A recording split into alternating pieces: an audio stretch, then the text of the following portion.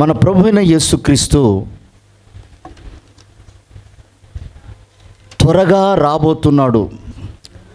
ఆయన వచ్చు దినమున కొంతమంది ఎత్తబడతారు, కొంతమంది విడవబడతారు అని లేఖనాలలో అనేకమైనటువంటి ఆధారాలు, ఉపమానాలు చూపుతూ బైబిల్లో ఈ ఉన్నతమైనటువంటి మాటను ప్రభు రాసిపెట్టాడు. మనం ఆరాధిస్తున్న దేవుడు ఆయన యుగ యుగములకు సజీవుడైన దేవుడై ఉన్నాడు. దేవునికి స్తోత్రం, హల్లెలూయా. అంత మాత్రమే కాదు ప్రియ దేవుని బిడ్డారా, ఆయన కంటికి మరుగైనది కూడా ఏది లేదు, ఆయనకు అసాధ్యమైనది కూడా ఏది లేదు. ఆయన సమస్తము చేయగలిగిన సమర్థుడై ఉన్నాడు. కానీ విచిత్రమైన విషయం ఏమిటంటే, ఒక మనిషి కుటుంబాన్ని కట్టడానికి దేవునికి శక్తి సరిపోవట్లేదా? ఒక మనిషి ఎంతకాలంగా రక్షించబడ్డ తర్వాత దేవునిలో స్థిరపరచబడటానికి దేవునికి చేత కావట్లేదా? లేకపోతే దేవుడు రక్షించాడు కానీ ఆ వ్యక్తిని గురించి పట్టించుకోడా? ఈ మాటలు ఎందుకు చెప్తున్నానంటే, ప్రభువు రాకడ సమీపంగా ఉన్నప్పుడు శిష్యులు ప్రభువుని అడిగారు, ప్రభువా నీ రాకడ సూచనలు ఏమిటి అని. ప్రభు చెప్పారు జరగబోయే సంభవాలన్నీ కూడా. ఎందుకనంటే ఆయన భూత భవిష్యత్తు వర్తమాన కాలాలలో ఉన్నటువంటి వాడు. వారికి చెప్పిన విషయం ఏమిటంటే, జరిగిపోయిన సందర్భాన్ని చెప్పాడు దేవుడు. ప్రభువా నీ రాకడ ఎప్పుడు జరుగుతుంది అంటే వెంటనే ఇలాగుంటుందని చెప్పలేదు, కానీ ముందు జరిగిపోయిన విషయాన్ని చెప్పాడు. నోవాహు కాలం, ఆ కాలం ఎలాంటిదో మీకు తెలుసా అన్నాడు. ఎందుకు ఆ మాట చెప్పాడంటే, ఈయన భూత భవిష్యత్ వర్తమాన కాలాలలో ఉన్న దేవుడని వాళ్ళు స్పష్టంగా గ్రహించటానికి. దేవునికి స్తోత్రం, హల్లెలూయా. అంటే మీరు జరిగింది తెలుసుకోవాలి, జరగబోయేది తెలుసుకోవాలి, జరుగుతున్నది కూడా తెలుసుకొని మీరు సిద్ధపడాలి అని శిష్యులతో చెప్పిన మాట నోవాహు కాలంలో జరిగిన సంబంధం చెప్పారు. ఆ కాలంలో పరిస్థితులు ఎలా ఉన్నాయో, వాళ్ళు తింటూ త్రాగుతూ విచ్చలవిడిగా తిరుగుతూ ఒక నడిపింపు లేకుండా స్వేచ్ఛగా జీవిస్తూ ఎలాంటి బంధకాలు లేకుండా వాళ్ళు బ్రతుకుతున్న దినాలను ప్రభు జ్ఞాపకం చేశాడు. వాళ్ళకు ఒక దర్శనం లేదు, వారికి ఒక గురి లక్ష్యం లేదు. వారు శరీర సంబంధమైన సుఖం కొరకు బ్రతుకుతున్నటువంటి వారు, ఒక పక్కన దేవుని మహిమార్థమై కట్టబడుతున్నటువంటి ఆ ఓడ విషయంలో వాళ్ళకు ఒక దర్శనం లేదు. ఆ ఓడ నుంచి వెళ్తూ ఉన్నారు, ఓడ కట్టబడుతున్న వ్యక్తిని చూస్తున్నారు, కానీ వారికి ఆ దర్శనం లేదు. ఆ దినాలలో ఎలా ఉందో నా రాకడ దినాలు అలా ఉంటాయని జరిగిపోయిన కాలాన్ని వారికి దేవుడు జ్ఞాపకం చేశాడు. దేవునికి స్తోత్రం, హల్లెలూయా. అలాగే ప్రభు వారితో ఉన్న కాలాన్ని జ్ఞాపకం చేశాడు. వర్తమాన కాలం, ఆ వర్తమాన కాలంలో ఎలా ఉన్నారు? ఇదిగో నేను మీకు తోడుగా ఉన్నాను, మీకు సమస్తాన్ని చూపిస్తున్నాను, మీరు నడవవలసిన మార్గం ఇది, మీరు చేయవలసిన పనులవి, మీరు ఉండవలసిన విధానం ఇది అని వారికి ఆ వర్తమాన కాలంలో చూపిస్తూ భవిష్యత్ కాలాన్ని గురించి చెప్పాడు ప్రభు. ఇదిగో రాబోయే కాలం ఎలా ఉంటుందంటే ఉగ్రతతో కూడుకుంది. ప్రళయాలు లేస్తాయి, తెగుళ్ళు సంభవిస్తాయి, భూకంపాలు వస్తాయి, వరదలు వస్తాయి, ప్రపంచమంతా నాశనం కాబోతుంది. ఆ దినమున నేను ప్రత్యక్షమవుతాను అన్నాడు. దేవునికి స్తోత్రం, హల్లెలూయా, హల్లెలూయా. ప్రియమైనటువంటి దేవుని బిడ్డలారా, ఆయన వచ్చే దినము ఎలా ఉంటుందో, జరిగిపోయిన దినాన్ని, జరుగుతున్న దినాన్ని, జరగవలసిన దినాన్ని కూడా ప్రభు చెప్పి ఇలా ఉంటుంది కనుక నీవు జాగ్రత్తగా ఉండు అన్నాడు. దేవునికి స్తోత్రం. అందుకే చూడండి, ప్రకటన గ్రంథంలో ఒక మంచి మాట అంటాడు. 2వ అధ్యాయము, ప్రకటన గ్రంథం 3వ అధ్యాయము 11వ వచనం.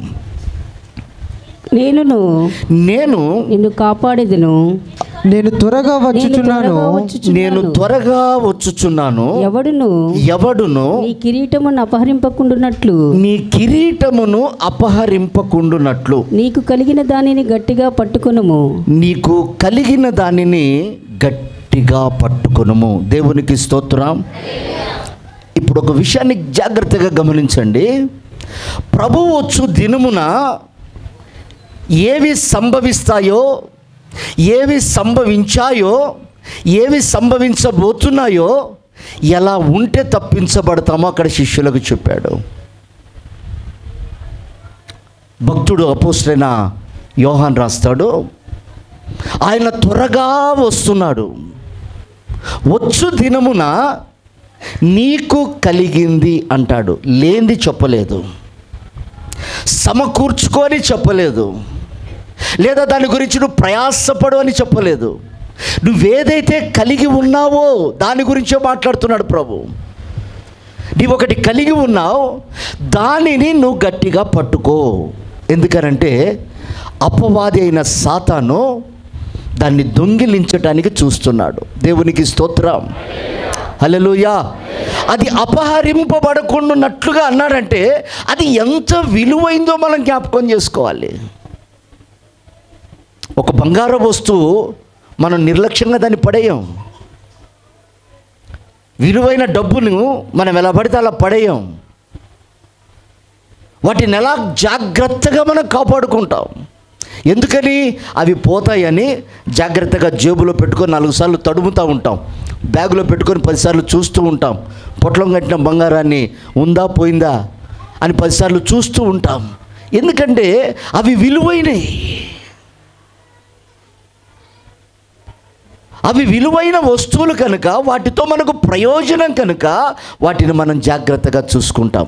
అందుకే ప్రభు ఇక్కడ అంటున్నాడు, ఎవడు నీ కిరీటమును అపహరింపకుండా.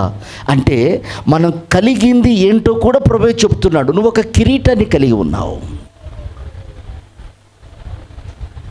కిరీటం అంటే అది సామాన్యులు పెట్టుకునేది కాదు. కిరీటం అంటే లేదా అల్లాటప్ప మనుషులు వాడేది కాదు. అది ఒక విలువైనటువంటి వారు, అధికారము కలిగినటువంటి వారు, యోగ్యులని ఎంచబడిన వారికే ఆ కిరీటం పెట్టబడుతుంది. ఆ కిరీటాన్ని అపహరించుటకు అనేకమైన కారణాలు వస్తాయి కనుక నేను వచ్చేటప్పుడు అది దొంగిలించబడకుండానట్లుగా నువ్వు దాన్ని జాగ్రత్తగా కాపాడుకో. దేవునికి స్తోత్రం, హల్లెలూయా. ఇప్పుడు ఆ కిరీటాన్ని గురించి ప్రభు ఏమంటాడంటే, ఇది నీవు కలిగి ఉన్నావు. కలిగి లేని దాని గురించి మాట్లాడలేదు ప్రభు. నువ్వు కలిగి ఉన్నావు కనుక దీన్ని గట్టిగా పట్టుకో. చాలామందికి మనం ఎవరమో అసలు తెలియదు. మనం పుట్టక మునుపు మన గురించి బైబిల్లో రాస్తున్న మాట ఏమిటంటే, మీరు రాజులు, యాజకులు, సమూహమై ఉన్నారు అన్నాడు దేవుడు. దేవునికి స్తోత్రం. అంటే కిరీటం ఎవరు వాడతారు? రాజులు వాడతారు. రాజులు కిరీటాన్ని ఎందుకు పెట్టుకుంటారంటే పరిపాలన చేసే ధన్యత, యోగ్యత, అర్హత దేవుడు వారికే ఇచ్చాడు. ఎవరు పడితే వాళ్ళు పెట్టుకోరు. అందుకే మీకు కలిగింది అన్నాడు సంఘంతో ప్రభు. అంటే మనం కలిగి ఉన్నది ఏంటంటే కిరీటం. ఆ కిరీటం ద్వారా మనల్ని ఏం చేయమన్నాడు? ఏలుబడి చేయమన్నాడు, పరిపాలన చేయమన్నాడు, అధికారం ఇచ్చాడు. ఎందుకంటే ఆ కిరీటంలోనట దేవుని యొక్క ప్రభావాన్ని దాచిపెట్టాడట. చూడండి ఆ మాట కూడా 8వ దావీదు కీర్తన 5వ వచనం చదవండి. దేవుని కంటే వారిని కొంచెము తక్కువ వానిగా చేసి ఉన్నావు. కొంచెం తక్కువ వానిగా చేసి ఉన్నాను. మహిమ ప్రభావములతో వానికి కిరీటము ధరింపజేసి ఉన్నావు. వానికి కిరీటమును ధరింపజేసి ఉన్నాము. దేవునికి స్తోత్రం, హల్లెలూయా. అంటే మానవుడు ఎవరై ఉన్నాడో అక్కడ దేవుడు స్పష్టంగా చెప్తున్నాడు. దేవుని వంటి వానిగా మానవుడు ఉన్నాడు కనుక అతనికి కిరీటం అనే ప్రభావాన్ని పెట్టాడు దేవుడు. అది పెట్టి ఆయన నరుని జ్ఞాపకం చేసుకుంటున్నాడట. దేవునికి స్తోత్రం చెప్తామా? హల్లెలూయా, హల్లెలూయా. ఎవరిని జ్ఞాపకం చేసుకుంటున్నాడు? కిరీటం ఉన్న వారిని జ్ఞాపకం చేసుకుంటున్నాడు. ఈ కిరీటం పొందే ధన్యత అందరికీ లేదు. అందుకే నీకు కలిగింది అన్నాడు అనంటే లేని వారు అనేక మంది ఉండి ఉండవచ్చు. కలిగింది నువ్వు గట్టిగా పట్టుకో. ప్రియమైన దేవుని బిడ్డలారా, కిరీటం అంటే ఏమిటో ఒక మాట మనం చదువుకుందాం. బైబిల్లో యెషయా పుస్తకం 59వ అధ్యాయము 17వ వచనం.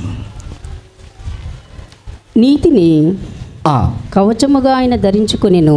నీతిని ఆయన కవచముగా ధరించుకొనెను. రక్షణను తల మీద శిరస్త్రాణముగా ధరించుకొనెను. చాలండి. రక్షణను శిరస్త్రాణముగా తల మీద ధరించుకొనెను అంటే కిరీటంగా ధరించుకొనెను. దేన్ని ధరించాడట? రక్షణ. రక్షణ అనే కిరీటాన్ని ఆయన శిరస్త్రాణముగా ధరించాడంటే కిరీటం అనగా రక్షణ. ఇప్పుడు దేవుడు ఏమంటాడంటే, నీకిచ్చినటువంటి రక్షణను లోకములో లేనటువంటి వారికి, గనులకు లేనటువంటి వారికి, దేవుడు జగత్తుకు పునాది వేయబడక మునుపు మనల్ని ప్రేమించి ఆయన అమూల్యమైన రక్తము చేత మనల్ని కడిగి మనకిచ్చిన రక్షణ విలువ ఎలాంటిదో ప్రభు చెప్తున్నారు. దాన్ని నువ్వు కాపాడుకో, అది నీకు కిరీటం. దాన్ని అపహరించటానికి దుష్టుడు గాండ్రించు సింహం వలె తిరుగుతున్నాడు. చాలాసార్లు ఇది మనకు ఉచితంగా దొరికింది కాబట్టి దాన్ని మనం లెక్కలో పెట్టం. ఒక షర్ట్ కొనాలంటే డబ్బు చెల్లించాలి, ఆ డబ్బు సంపాదించాలంటే కష్టపడాలి. ఒక వస్తువు కొనాలి అనంటే డబ్బు కావాలి. ఆ ఆశ తీరాలంటే దానికి తగిన కష్టం మనం అనుభవించాలి. ఉచితంగా వస్తే దేనికి విలువ ఉండదు. ఈ బైబిల్ ప్రపంచాన్ని దేవుడు చేతిలో పెట్టి నువ్వు తగిన జ్ఞానవంతుడు కమ్మంటే దీని విలువ ఎవరికి తెలియట్లేదు. రక్షణ విలువను అనేకులు పోగొట్టుకుంటున్నారు. రక్షణను గూర్చిన సంతోషం అనేకులలో లేదు అని ఉంది బైబిల్లో. ప్రియమైనటువంటి దేవుని బిడ్డలారా, ఈ రక్షణ ఆయన వచ్చు దినమున వరకు మనం గట్టిగా పట్టుకొని కాపాడాలి. దేవునికి స్తోత్రం, హల్లెలూయా. దేవుడు ఎందుకు ఆ కిరీటాన్ని గట్టిగా పట్టుకున్నాడంటే అది పోయే అవకాశం ఉంది, అది దొంగిలించబడే అవకాశం ఉంది. దొంగ అయినటువంటి అపవాది, దొంగ అయినటువంటి సాతాను, అబద్ధికుడైనటువంటి సాతాను, వ్యసనాలు పుట్టించే సాతాను, కోరికలు కలగచేసే సాతాను, వాడు ఎలాగైనా దొంగిలించటానికి వాడు పొంచి ఉంటాడు. అందుకే బైబిల్ ఉన్నమాట, వాడు గాండ్రించు సింహం వలె వాడు తిరుగుతూ ఉన్నాడు కనుక నీ రక్షణను నువ్వు జాగ్రత్తగా కాపాడుకోవాలి. ప్రియమైన దేవుని బిడ్డలారా, ఈ రక్షణ నీవు అడగకపోయినా, నీవు ఆశ పడకపోయినా, లేదా నీకు దాని మీద ఒక దర్శనం లేకపోయినా, నిన్ను ఆయన స్వరూపములో ఆయన పోలికలో చేసిన దేవుడు ప్రేమించి కనికరించి కృప చూపి ఆయనే వాత్సల్యత చూపి మనం నశించిపోకూడదని దిగి వచ్చి మనకు రక్షణనిచ్చాడు. దేవునికి స్తోత్రం చెప్పాలి, హల్లెలూయా. ఆ రక్షణ మనం పొందుకోవటానికి ఆయన నిలువెల్లా గాయపరచబడ్డాడు, నిలువెల్లా గాయపరచబడ్డాడు, కొరడాలతో హింసించబడ్డాడు, మాటల చేత దూషించబడ్డాడు, పిడిగుద్దులు తిన్నాడు, ఏళ్ళన చేయబడ్డాడు, అపహాస్య పాలయ్యాడు. ఆయన ఒక బందిపోటు చేతిలో ఒక బంతిలాగా వాడబడ్డాడు. ప్రియమైన దేవుని బిడ్డలారా, ఇన్ని జరుగుతున్నప్పటికీ ఆయన మౌనంగా ఉండటానికి కారణం ఏంటంటే, మనము ఈ లోకంలో ఆయనను మహిమపరుస్తూ సంతోషంగా జీవించటానికి ఆయన మౌనంగా వాటన్నిటిని భరించాడు. దేవునికి స్తోత్రం, హల్లెలూయా. ఈ రోజున రక్షణలో మనకు ఒక కాపుదల. లోకంలో అనేకులు కాపాడబడలేని పరిస్థితి ఉంది. అందుకే నీకు కలిగిన కిరీటమును, నీకు కలిగింది నువ్వు గట్టిగా పట్టుకో. ఈ భాగ్యము బయట వారికి లేదు. ఈ రక్షణ ద్వారా కాపుదల మనం ఎలాగైతే అనుభవిస్తున్నామో ఈ కాపుదల బయట వారికి లేదు. ఈ రక్షణలో ఉన్న ఆనందం బయట వారికి లేదు. వారికి డబ్బులో ఆనందం, వ్యసనాలలో ఆనందం, మోసం చేయటంలో ఆనందం, అనేకమైన నీచ కార్యాలు చేయడంలో వారికి ఆనందం. ఈ రక్షణలో ఉన్న ఆనందం గురించి అపోస్తలుడైనటువంటి పౌలు అంటాడు, నేను మరలా మరలా మరలా మరలా చెప్తున్నా మీకు, మీరు ప్రభువులో ఆనందించండి. దేవునికి స్తోత్రం, హల్లెలూయా. అంటే ఆ రక్షణలో ఉన్న ఆనందాన్ని అనుభవించి ఆ ఆనందమే శాశ్వతమైంది కనుక దాన్ని రాశాడు పౌలు గారు. ప్రియమైన దేవుని బిడ్డలారా, ఆ రక్షణలోనే నీకు స్వస్థత. స్వస్థత ఎక్కడి నుంచి వస్తుంది? రక్షణ ద్వారా. క్రీస్తు గాయముల ద్వారా మనకు రక్షణ అనుంది, స్వస్థత అనుంది. అంటే మన తాత్కాలికమైన స్వస్థత కాదు, కానీ హృదయ శుద్ధికి తగినటువంటి స్వస్థత, మన నేత్రాలకు తగిలిన స్వస్థత, మన వినికిడిలో ఉన్న దోషం పోగొట్టి స్వస్థత, మన దేహానికి ఒక స్వస్థత, ఇవన్నీ కూడా రక్షణలోనే దాగి ఉన్నాయి. దేవునికి స్తోత్రం చెప్తామా? హల్లెలూయా, హల్లెలూయా. మీరు ఆశీర్వాదాలకు వారసులగుటకు పిలువబడినారని ఉంది బైబిల్లో. ఆశీర్వాదాలు అంటే ఏమిటి? గుడ్డితనముతో లోకములో పాపములో శాపములో ఉన్న మన బ్రతుకులను ఆయన విమోచన ద్వారా మనకొక కనులకు ఒక స్వస్థత. మనం చూసినట్లుగా లోకం చూడదు. ఆశలు కోరికలు అనేకమైనవి లోకానికి ఉంటే స్వస్థత కలగాలంటే రక్షణ కావాలి. వినికిడికి ఒక స్వస్థత కావాలంటే రక్షణ కావాలి. అంత మాత్రమే కాదు ప్రియ దేవుని బిడ్డలారా, మనము నిత్యము పోషించబడాలి అన్న రక్షణే కావాలి. దేవునికి స్తోత్రం.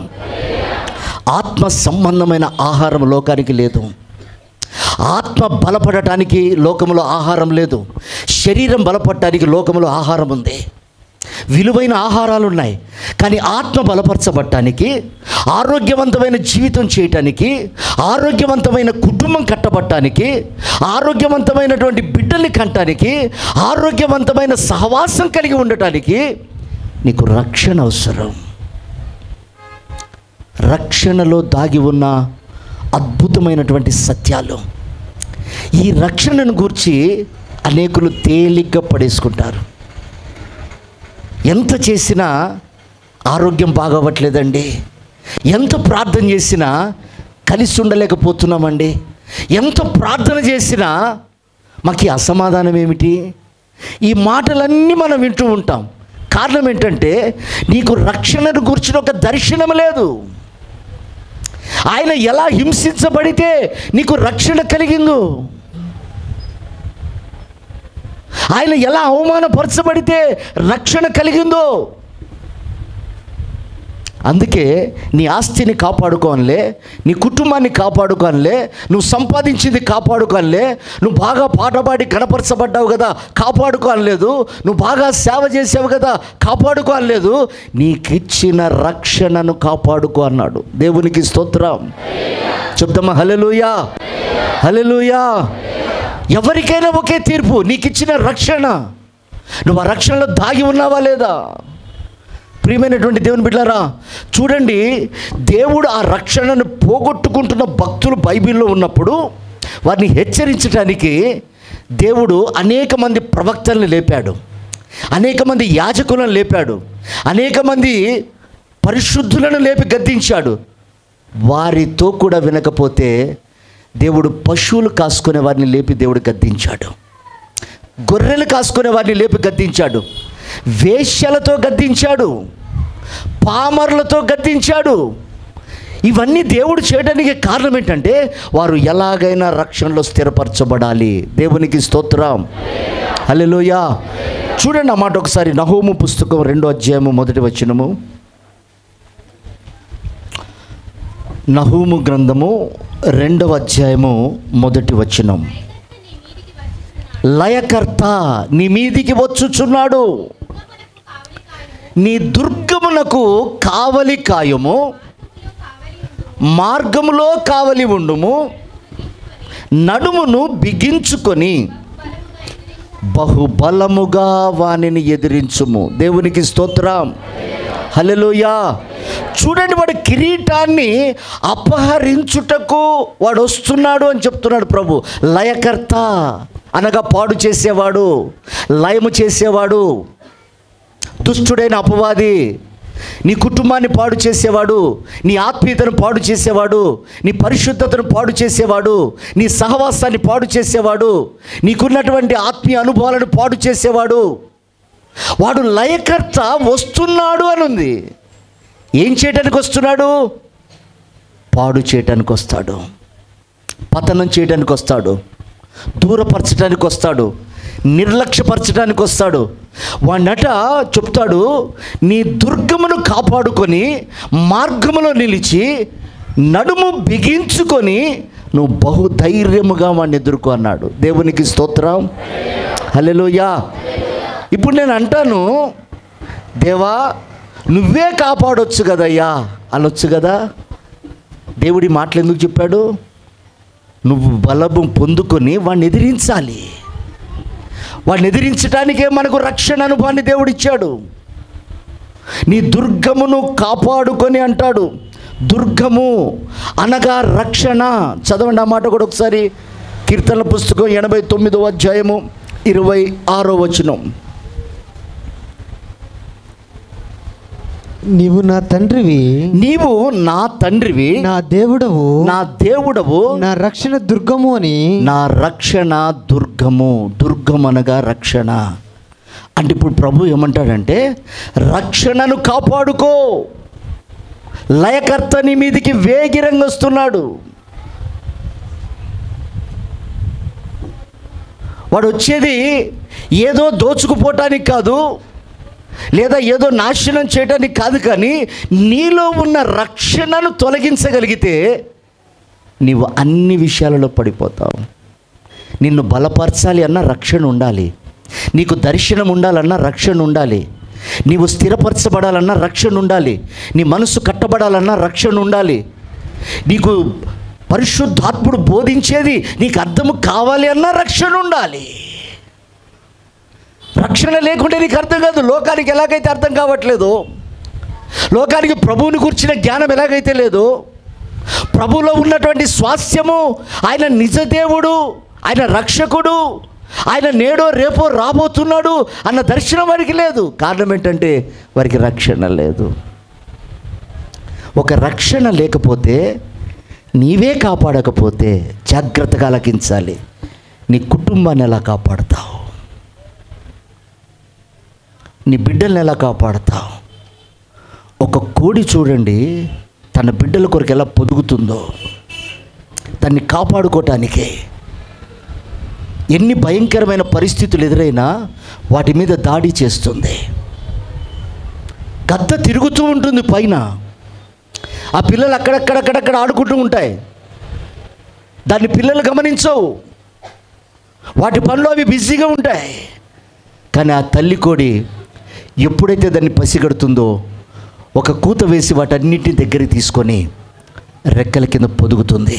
ఒకవేళ అది వచ్చి ఎదురు నిలబడ్డా పిల్లల్ని కాపాడుకోవడానికి అంత బలమైనటువంటి పక్షిని కూడా ఆ కోడి దాడి చేస్తుంది, దగ్గరికి రానివ్వదు. ప్రియ దేవుని బిడ్డారా, రక్షణ నీకు ఎంత ప్రాకారంగా ఉంటుందో తెలుసా? ఈ రక్షణ లోకంతో ఎంత పోరాడుతుందో తెలుసా? ఈ రక్షణ ఎప్పుడైతే నీవు పొందుకుంటావో, రక్షణ అనుభవంలో నువ్వు ఎప్పుడైతే ఉంటావో, దేవుడే మన పక్షంగా జోక్యం చేసుకొని సమస్త విషయాలలో పోరాడి మనకు జయమిస్తాడు. దేవునికి స్తోత్రం చెప్దామా? హల్లెలూయా. దేవుని బిడ్డలారా, రక్షణను గూర్చి మనం దర్శనాలు మర్చిపోయినా, రక్షణలో ఉన్నటువంటి ఆ శ్రేష్టమైన అనుభవాలను మనం మర్చిపోయినా, ప్రతి సంవత్సరం దేవుడు మనకు జ్ఞాపకం చేస్తున్నాడు. క్రిస్మస్ ద్వారా ఆయన ఎందుకయ్యా వచ్చాడు? నశించిపోయిన దానిని వెతికి రక్షించుటకు వచ్చాడు అని ఉంది. ఈ మాట అన్యులకు కాదు,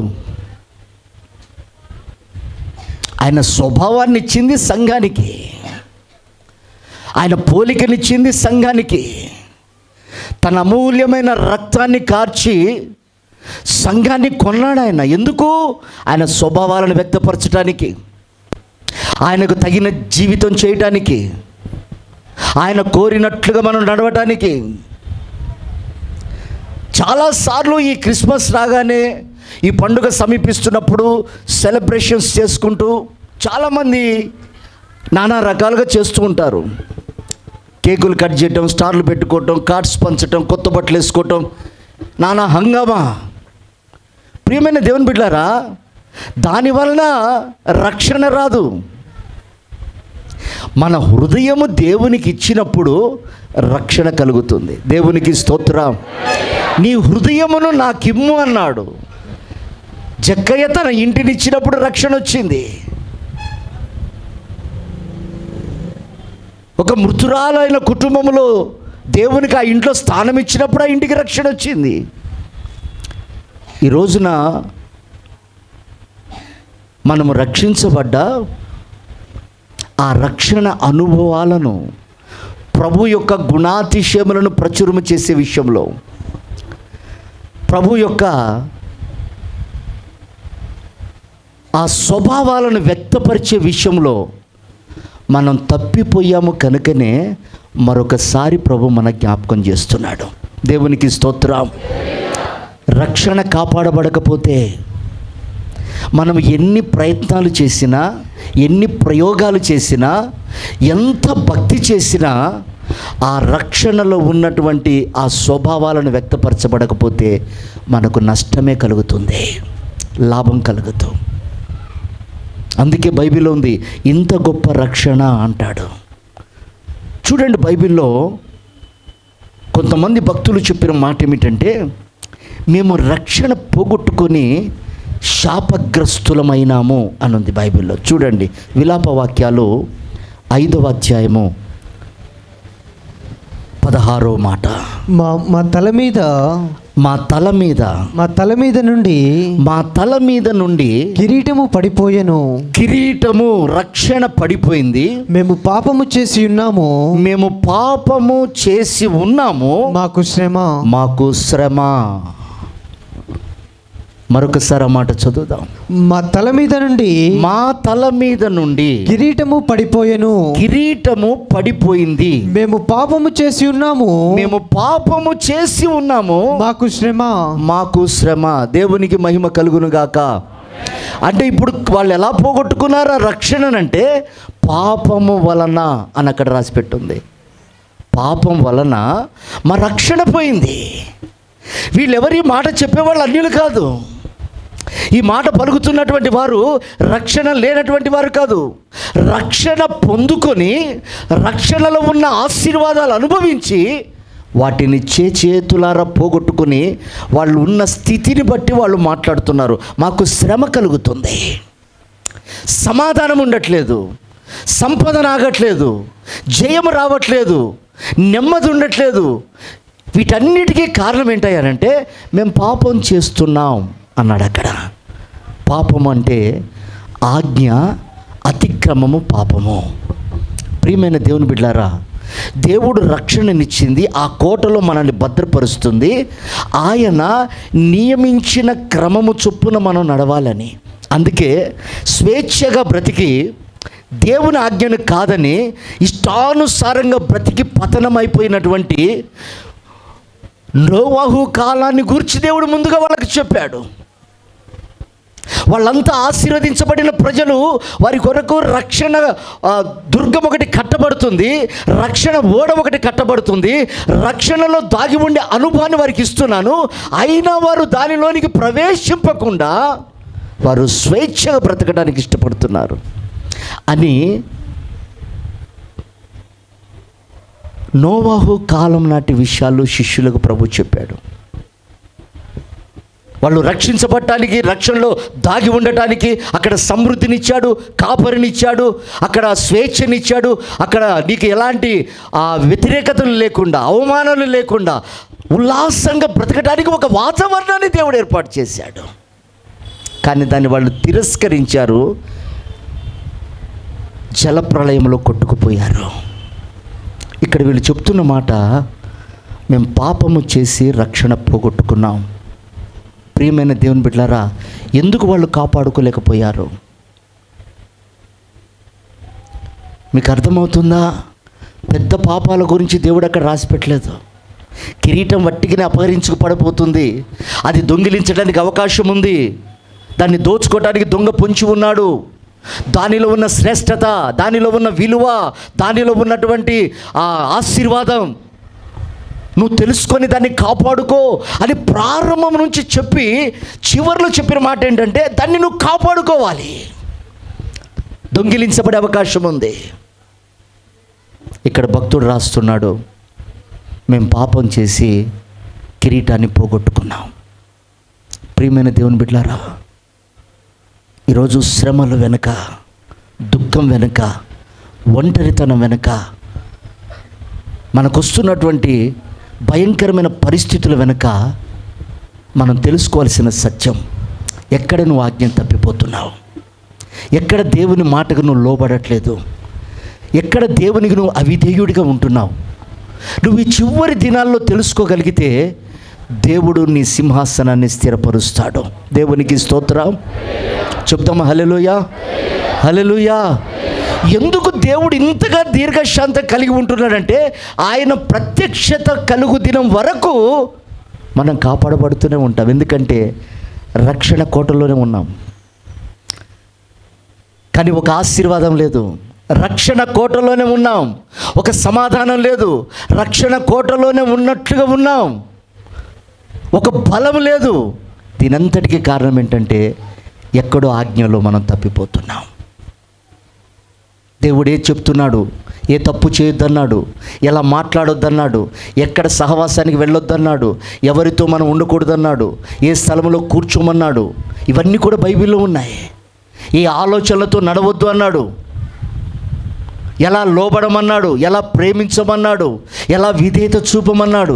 ఇవన్నిటి విషయములలో మన జ్ఞాన ప్రకారంగా మనం కట్టుకోవాలని, మన జ్ఞాన ప్రకారంగా నడుచుకోవాలని, మన ఇష్టానుసారమైన పద్ధతులను మనం అవలంబించాలని మనం ఇష్టపడితే మనకు కష్టమే కలుగుతుంది.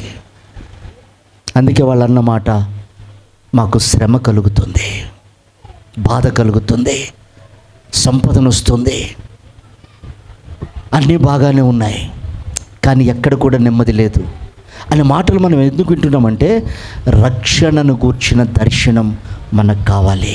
దేవునికి స్తోత్రం చెప్తామా? హల్లెలూయా, హల్లెలూయా. ప్రియమైనటువంటి దేవుని బిడ్డలారా, బైబిల్లో సౌలు ఉన్నాడు.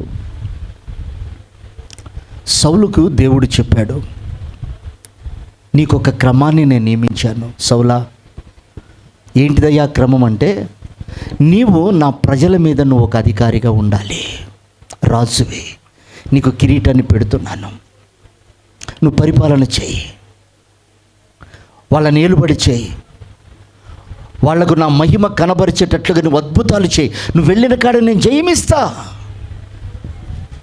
సౌలు ఓకే ప్రభువా అని రాజకిరీటం పెట్టుకున్నాడు, అభిషేకంతో నింపబడ్డాడు. శత్రు సమూహాల దగ్గరికి వెళ్ళినప్పుడు దేవుడు ఆ కిరీటము ద్వారా ప్రభావము చూపి సౌలుకు జయమిచ్చాడు. దేవునికి స్తోత్రం చెప్పాలి, హల్లెలూయా. సౌలు పక్షంగా దేవుడే ఉండి అతను వెళ్ళినప్పుడు అనేక కార్యాలలో జయమిచ్చాడు. కానీ ఒకరోజు ప్రభు చెప్పాడు, అమాలేకీలు చాలా చెడ్డవారు సౌలా, వాళ్ళు ఎందుకంటే నా మార్గానికి అడ్డొచ్చేవాళ్ళు, వాళ్ళు నేనేదైతే ఆలోచిస్తున్నానో దానికి అడ్డుపడేది అమాలేకుడి స్వభావం. నేను ఎలాగ నిర్మించాలనుకుంటున్నానో అడ్డుపడే స్వభావం అమాలేకుల స్వభావం. నేను నీ రాజ్యాన్ని ఎలా చూడాలనుకుంటున్నానో, నీ కుటుంబాన్ని ఎలా చూడాలనుకుంటున్నానో, నీ బిడ్డల్ని ఎలా చూడాలనుకుంటున్నానో, నా నడిపింపులో నుండి వారు ఆశీర్వాదకరంగా ఉండటానికి నేను ఎలాగైతే నిర్మించానో దానికి అడ్డుపడే స్వభావమే అమాలేకీల స్వభావం. సౌలా, ఒక్కడిని కూడా మిగిలియకు, వాళ్ళందరినీ చంపేయి, పిల్లలను చూడకు, పశువులను చూడకు, పెద్దవాళ్ళని చూడకు, గనులను చూడకు, అమాలేకీయుడు కనిపించాడా వాడిని చంపే సౌలా అన్నాడు. చెప్తూ అంటాడు, ఒకవేళ నువ్వు చంపకుండా ఏ చిన్నవాడిని నువ్వు మిగిలించుకున్నా వాడిని నువ్వు చంపేస్తాడు సౌలా. ఎందుకు పసిబిడ్డను కూడా చంపమన్నాడంటే వాడు పెరిగితే వాడు ఎదిగితే ఆ రక్తము పాడు చేసే రక్తం కనుక వాడు ఒకవేళ ఎదిగితే నిన్ను చంపేస్తాడు. వాడికి అంత బలం, వాడికి అంత వైరాగ్యం దేవుని బిడ్డల్ని చంపడానికి. కనుక నువ్వు పసి బిడ్డను కూడా నువ్వు బ్రతకనీయకు, వాళ్ళను చంపు అన్నాడు. సౌలు ఏం చేశాడంటే కొంతమందిని ఉంచుకొని అందరినీ చంపేసి పరిపాలన చేస్తున్నాడు. కిరీటాన్ని పెట్టుకునే జయం రావట్లేదు. కిరీటాన్ని పెట్టుకునే గుర్రం మీద వెళ్తున్నాడు, తన పక్కన సైన్యం వెళ్తుంది. జయం లేదు, సమాధానం లేదు, ఆ ప్రభావం రావట్లేదు. ఆలోచిస్తున్నారా ప్రియదేవుని బిడ్డలారా? కిరీటం పెట్టుకునే ఉన్నాడు, వెళ్తుంటే కనీసం ఒక మనుష్యుడి నుంచైనా సౌలు జిందాబాద్ అనలేకపోతున్నారు. సౌలా నీ పరిపాలన బాగుందని లేకపోతున్నారు. రాజుగా ఒక వేషధరణగా కనిపిస్తున్నాడు తప్ప లోపల రాజరికానికి సంబంధించిన ఆ ప్రభావం కనపడలేదు. రాజు చేయాల్సిన అధికారం, రాజు మాట్లాడే పద్ధతి, రాజులాగా జీవించే విధానం తనలో కనపడకపోతే ఒక్క మనిషి కూడా అతన్ని ఒక రాజులా చూడలేకపోతున్నారు, రాజులాగా గణపరచలేకపోతున్నారు, రాజులా స్వీకరించలేకపోతున్నారు. ఎక్కడికి వెళ్ళినా అతనికి అపజయమే కలుగుతుంది. ఇప్పుడు నేను అంటాను, అతనికి రాజవస్త్రాలు ఉన్నాయి, కిరీటం ఉంది, కానీ ప్రభావం లేదు. కారణం ఏంటో తెలుసండి? క్రమమైన జీవితం ఉంటేనే కిరీటంలో నుండి ప్రభావం బయటికి వస్తుంది. దేవునికి స్తోత్రం, హల్లెలూయా. ఒక రోజున దావీదు అతనికి ఎంత మాత్రము జయం రాకపోతే మందసము ఎక్కడో ఉందట కిర్యత్ అర్బాలో. మందసము లేదు అని వీళ్ళకి అపజయం వస్తుందని ఎప్పుడైతే తెలుసుకున్నాడో మందసం తీసుకురావడానికి వెళ్ళాడు. ఆ మందసం తీసుకొని వస్తున్నాడు. ఎలా తీసుకొస్తున్నాడు ఆ మందసాన్ని? కొత్త ఎడ్ల బండి మీద ఎక్కించుకొని తీసుకొస్తున్నాడట. వాస్తవానికి మందసం ఎలా తేవాలి? మందసానికి 4 హోల్స్ ఉంటాయి, రంధ్రాలు. 2 రంధ్రాలలో ఒక కట్టె దూర్చబడి ఉంటుంది. అటు 2 ఇటు 2 9 కలిసి, యాజకులు కలిసి ఆ మందసాన్ని మోయాలట. మందసాన్ని మోయటానికి దేవుడు యాజకులను నియమించాడు. అయితే వీళ్ళు దాన్ని ఏం చేస్తున్నారంటే కొత్త ఎడ్ల బండి మీద ఎక్కించుకొని తీసుకొస్తుంటే ఎద్దు కాలు జారిందట ఒక గడ్డిని చూడగానే. వెంటనే ఆ మందసం పడిపోతుంటే ఒక యాజకుడు చేయి పెట్టాడు, పట్టుకుందాంలే అని. అక్కడికక్కడే అతడు చనిపోయినట్లు బైబిల్ సెలవిస్తుంది. దేవునికి స్తోత్రం, చెప్తామా హల్లెలూయా. అంటే మందసాన్ని ఏ క్రమంలో తేవాలి? మోసుకుంటూ తీసుకురావాలి. అది దేవుడు నియమించిన క్రమం. అంటే మందసములో పవర్ ఉంది, మందసములో ప్రభావం ఉంది. కనుక ఆ ప్రభావము బండిలో తీసుకొస్తుంటే ఒక యాజకుడు దాన్ని ముట్టగానే చనిపోయాడు. ఎందుకనంటే ఇది నువ్వు మొయ్యవలసిన వాడవు, ఈ క్రమంగా రావాల్సింది మందసం, నువ్వు బండి మీద తీసుకొస్తున్నావు కాబట్టి నువ్వు ముట్టడానికి అర్హునివి కావు, నువ్వు దాన్ని తాకటానికి అర్హునివి కాదు. ఇదే మందసము ఒక దాగోను గుడిలో ఉందట, విగ్రహారాధన గుడిలో. శత్రువులు దబాదబా ఆ మందసాన్ని వీళ్ళు తీసుకెళ్తారేమోనని ఆ విగ్రహాల గుళ్ళో పెట్టారు. ఆ రాత్రి అంతా మందసం అక్కడే ఉంది.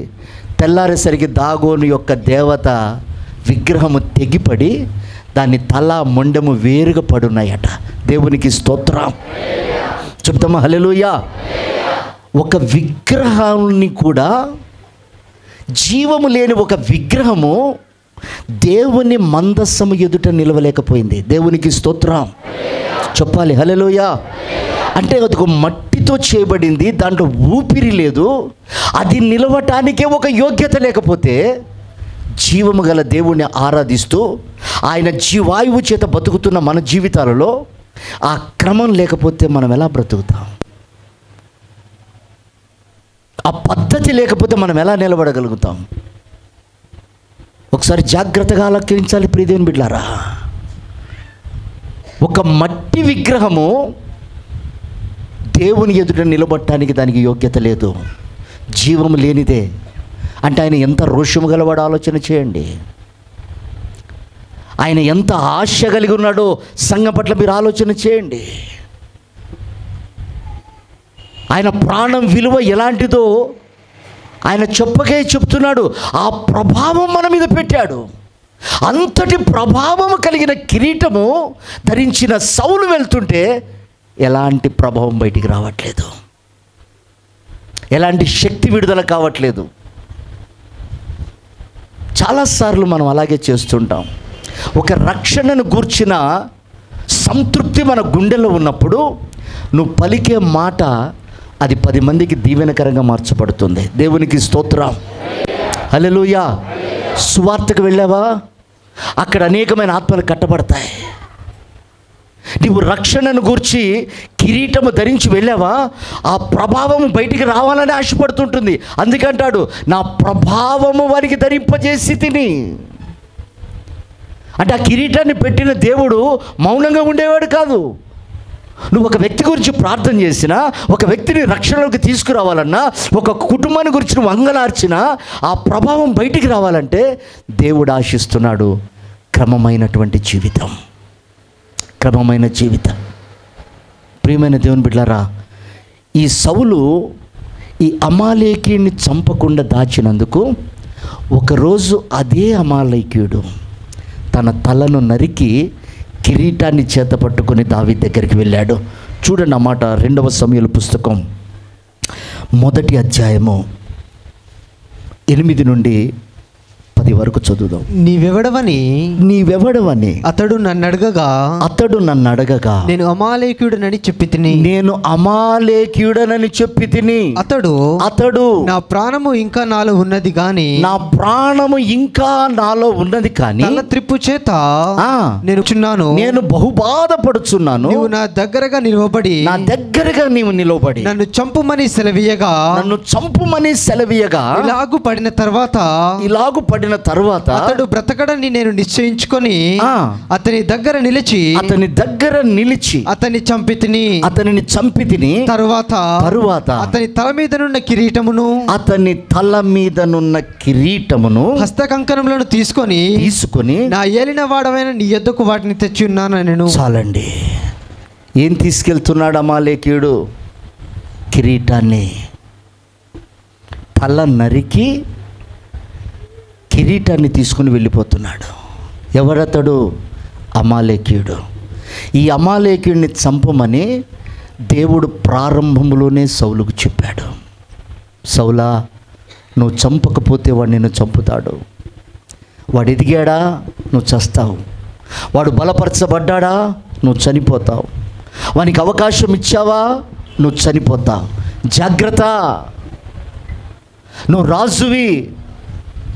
ప్రభావముతో కూడిన కిరీటాన్ని నేను పెట్టాను. నువ్వెక్కడికి వెళ్ళినా జయం వస్తుంది. నీ మాట ద్వారా అనేకులు కట్టబడతారు. నువ్వు రాజ్య పరిపాలన చేస్తున్నావు అని అతన్ని ఆశీర్వదించి దీవించి పంపిస్తే అతడు ఆజ్ఞను అతిక్రమించాడు. అక్కడ సౌలు పెద్దగా పాపం చేసినట్లు మనకు కనపడదు, కానీ నువ్వు అమాలేకీయుని చంపు అన్నాడు. అతడు చంపలే. ఈరోజు మన దృష్టికి వస్తే ప్రియ దేవుని బిడ్డలారా, దేవుడు మనలో నుండి తొలగించుకోవలసిన వాటి విషయం స్పష్టంగా దేవుడు మనతో మాట్లాడుతున్నాడు. ఎన్నోసార్లు తెలియపరుస్తున్నాడు. మన ఉద్రేకం, మన అబద్ధం, మన కోపం, మన అసూయ, లేదా మన ద్వేషమే కానివ్వండి, పొరుగు వారి మీద నిందలు మోపే ఆలోచన కానివ్వండి, ఎదుటివారిని చూసినప్పుడు అపార్థం చేసుకునే మనసే కానివ్వండి, ఇలాంటివన్నీ పరిశుద్ధాత్ముడు మనతో మాట్లాడుతూ వాటిని చంపేయి. అవి నిన్ను నా రాజ్యానికి రాకుండా అడ్డుపడుతున్నాయి. నిన్ను గురించి ఒక ఆలోచన నేను కలిగి ఉండకుండా అవి అడ్డుపడుతున్నాయి. నీ గురించి నాకు ప్లాన్ బాగా ఉంది. సౌలు సింహాసనమును దేవుడు స్థిరపరచాలని కోరుకున్నాడు, విడిచిపెట్టాలని కాదు. ఈ రోజున మన ప్రతి ఒక్కరిని పరలోకములో దేవుడు తనతో ఉండుటకు సిద్ధపరుస్తున్నాడు. అదైన ప్రణాళిక. లేకపోతే మనం రక్షించబడం, లేకపోతే దేవుడు మనల్ని కోరుకోడు, లేకపోతే ఇలాంటి స్థిరమైన మనస్సు దేవుడు మనకి ఇవ్వడు. అది ఇచ్చాడంటే మనల్ని స్థిరపరుస్తున్నాడు. అయితే దాన్ని పోగొట్టుకుంటున్నావా, కాపాడుకుంటున్నావా? ప్రియ దేవుని బిడ్డలారా, సౌలు దీనిని పోగొట్టుకొని తన కిరీటాన్ని శత్రువు చేతికి అప్పగించాడు. శత్రువు ఏం ఆశిస్తున్నాడు? అందుకే లయకర్త, వాడు నీ మీదకి వస్తున్నాడు, నీ దుర్గమును కాపాడుకో, ఇదిగో నేను త్వరగా రాబోతున్నాను, నీకు కలిగింది నువ్వు గట్టిగా పట్టుకో. వాడు వచ్చేది కిరీటాన్ని దొంగిలించడానికి, ఆయన వచ్చేది మన పైన కిరీటాన్ని చూడటానికి. దేవునికి స్తోత్రం చెప్దాం, హల్లెలూయా. ఆయన రక్షణను చూడటానికి వస్తున్నాడు, మనలో రక్షణ వాడు దొంగిలించడానికి చూస్తున్నాడు. సిమియోన్ అంటాడు, నా రక్షకుడైన నా దేవుణ్ణి నేను కనులారా చూసి తిని. దేవునికి స్తోత్రం చెప్దామా, హల్లెలూయా. నేను కనులారా చూసి తిని, నాదా నన్ను సమాధానంతో తీసుకో అన్నాడు. అంటే దేని కొరకు నిరీక్షణ కలిగి ఉన్నాడో, దేన్ని చూడాలని ఆశపడ్డాడో, అది నెరవేర్చబడిన తర్వాత అతడు సమాధానంగా సమాధికి వెళ్ళాడు. ప్రియమైనటువంటి దేవుని బిడ్డలారా, రక్షణను మనం కాపాడుకోవాలి. ఆ రక్షణ కాపాడినప్పుడే మనకు అనుగ్రహించిన రక్షకుడిని చూడగలుగుతాం. దేవునికి స్తోత్రం చెప్తామా, హల్లెలూయా. ఆ రక్షకుడు కలిగినటువంటి ఆ అనుభవాలు, ఆ స్వభావాలు మనం ధరించినప్పుడు ఆ రక్షకుడిని చూడగలుగుతాం. ఈ రక్షణే మనలో లేకపోతే, ఈ రక్షణను గూర్చినటువంటి దర్శనం మనలో లేకపోతే మనం ఎలా ప్రభువుని చూస్తాం? సిమియోను చూశాడు ప్రభువుని. కారణం ఏంటి? ఆయన నిరీక్షణ కలిగి ఉన్నాడట. నా విమోచకుడు వస్తాడు, నేను ఆయనను చూడాలి. ఆయన ఎత్తుకున్నాడు, ముద్దు పెట్టుకున్నాడు. కానీ అక్కడ శాస్త్రులు ఉన్నారు, పరిచయాలు ఉన్నారు, సద్దుకాయలు ఉన్నారు. వాళ్ళెవ్వరు గ్రహించట్లేదు. పేరు పెట్టబడటానికి వచ్చాడు అనుకున్నాడు మందిరంలోకి, కానీ ఆయన రక్షకుడని వాళ్ళు గ్రహించట్లేదు. ఆయన ఎత్తుకొని చూసిన తర్వాత సమాధానంగా వెళ్ళాడు. ప్రియ దేవుని బిడ్డలారా, దావీదు కూడా ఒక రోజున ఆజ్ఞని తప్పాడు. తప్పిపోయి అనేకమైన శ్రమలు, అనేకమైన దుఃఖం, తన జీవితంలో అవమానం, ఇవన్నీ కలుగుతున్నప్పుడు అతడు ఇచ్చినటువంటి మంచి మనస్సాక్షితో కూడిన మాట ఏమిటంటే, ఇవి వచ్చుట నాకు మేలాయను. ఎందుకన్నాడు మేలాయనని? నా అడుగులు స్థిరపరచబడ్డాయి. దేవునికి స్తోత్రం చెప్పాలి, హల్లెలూయా. ఈ నిందలు రావడం, ఈ అవమానాలు రావడం, ఈ బలహీనమైన ఆలోచనలు నాకు రావడం నాకు మేలే అయింది. ఈ కష్టకాలంలో, ఈ దుఃఖంలో, ఈ అవమానంలో నేను నేర్చుకున్నది ఏంటయ్యారంటే, నా అడుగులు స్థిరపరచుకున్నాను. ఈ అడుగులు స్థిరపరచుకోవటానికి అతడు వేసిన కేక్ ఏమిటో తెలుసా? 119వ దావీదు కీర్తన 81వ మాట చదవండి. నీ రక్షణ కొరకు నా ప్రాణము సొమ్మసిల్లుచున్నది. చాలండి. పాపం చేసిన తర్వాత దావీదు తొలగిపోయి మరలా నాకు ఆ సింహాసనం, ఆ రాజ్యమీ ప్రభు అని అడగలేదు. ఏ రక్షణలో ఆనందాన్ని కోల్పోయాడో, ఈ రక్షణలో అతడు అనుభవించినటువంటి ఆ బలాన్ని, శక్తిని, జయాన్ని కోల్పోయాడో దాన్ని అడిగాడు. ఆ రక్షణ కోసమట సొమ్మసిల్లిపోయాడట. సొమ్మసిల్లిపోవటం అంటే ఏంటంటే ప్రాణము లేనట్లుగా జీవించటం. అంటే అతడు ఆహారం తినుండకపోవచ్చు, ప్రయాణాలు మానుకొని ఉండి ఉండవచ్చు, మోకాళ్ళ మీద ఉన్నాడంటే ఆ రక్షణ మరలా నాకు కావాలని కేకలు వేసి ఉండొచ్చు. అందుకే బైబిల్ సెలవిస్తుంది, నీ రక్షణను గూర్చిన ఆనందం మరలా నాలో నూతనంగా పుట్టించు. అంటే ఒకప్పుడు పోగొట్టుకున్నా, ఒకప్పుడు ఆ రక్షణ సహవాసం పోగొట్టుకున్నా, ఆ రక్షణ ఆనందం పోగొట్టుకున్నా, ఆ రక్షణలో ఉన్న జయాన్ని పోగొట్టుకున్నా, నాకు ఆ రక్షణ ఆనందం ఈ ప్రభువా అన్నాడు. దేవునికి స్తోత్రం, హల్లెలూయా. అని ఆ రక్షణను పొందుకొని తను ఇచ్చిన స్టేట్మెంట్ ఒకసారి చదవండి. 20వ దావీదు కీర్తన 5వ అధ్యాయము. యెహోవా నీ రక్షణను బట్టి మేము జయ ఉత్సాహము చేయుచున్నాము. దేవునికి మహిమ కలుగునుగాక. అందరం బిగ్గరగా చప్పట్లు కొట్టి ప్రభుని కనపరుస్తామా?